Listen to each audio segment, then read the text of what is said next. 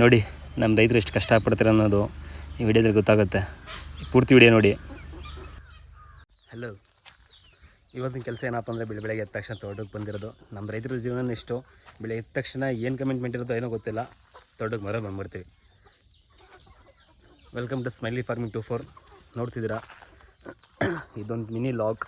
ಏನಿಲ್ಲ, ಇವತ್ತು ನಮ್ಮದೇ ದಿನಚರಿ, ನಾವೇನು ಮಾಡ್ತೀವಿ ಡೈಲಿ, ಹೇಗಿರ್ತೀವಿ ಅನ್ನೋದೇ. ಇವತ್ತು ಏನಪ್ಪ ಅಂದರೆ ನೋಡಿ, ಟ್ರೈಲ ತಂದು ಆಲ್ರೆಡಿ ಹಾಕ್ಬಿಟ್ಟಿದ್ದಾರೆ. ಪಡ್ಲಕ್ಕೇನ ಅಪ್ಪ ಅಲ್ಲಿ ಕುಯ್ತಿದೆ, ಪಡ್ಲಕ್ಕ ಕುಯ್ಬೇಕು ಆಲ್ರೆಡಿ. ಅದು ಸಿನಿಮಾ ಹೋಗ್ಮೇಳ ಆಯ್ತು.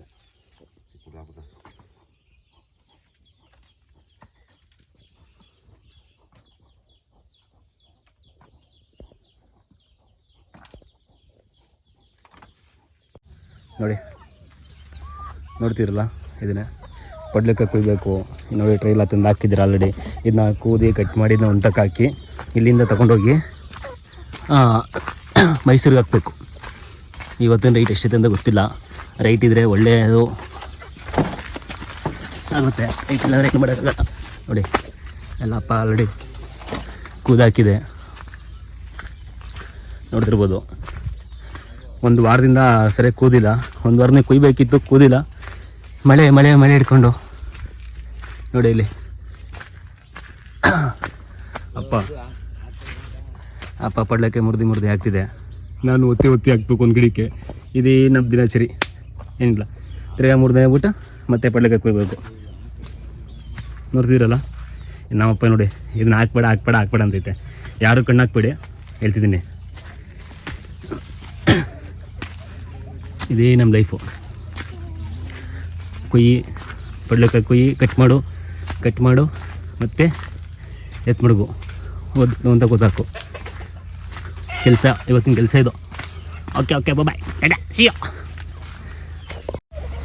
ನೋಡಿ, ಇದು ಪ್ರತಿಯೊಬ್ಬ ರೈತನ ಕೆಲಸ, ದಿನಚರಿ ಕೆಲಸಗಳು ಇದು.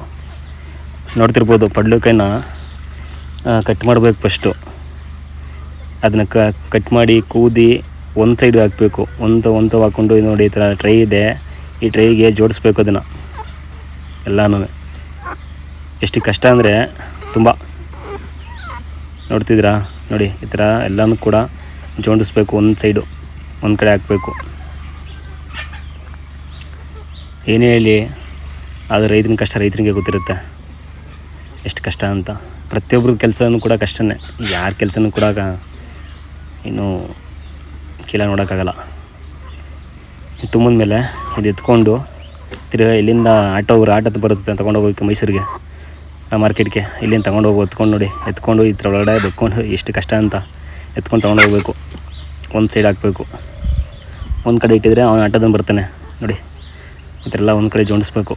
ಫುಲ್ ಸುಸ್ತಾಗೋಯ್ತಪ್ಪ. ಅಲ್ಲಿಂದ ಎತ್ಕೊಂಬರಷ್ಟಲ್ಲಿ ಏನಕ್ಕೆ ಅಂದರೆ ಬಕ್ಕೊಂಡೇ ಓಡಾಡಬೇಕು, ಬಕ್ಕೊಂಡೆ ಎತ್ಕೊಂಬರ್ಬೇಕು. ಸಖತ್ತು ಸುಸ್ತಾಗೋಯ್ತು. ತಿಂಡಿ ಬೇರೆ ಮಾಡಿಲ್ಲ, ಇನ್ನೂ ಕೂಡ ಡ್ಯೂಟಿಗೆ ಬೇರೆ ಹೋಗಬೇಕು. ಟೈಮ್ ಬೇರೆ ಆಗಿಬಿಟ್ಟೈತೆ.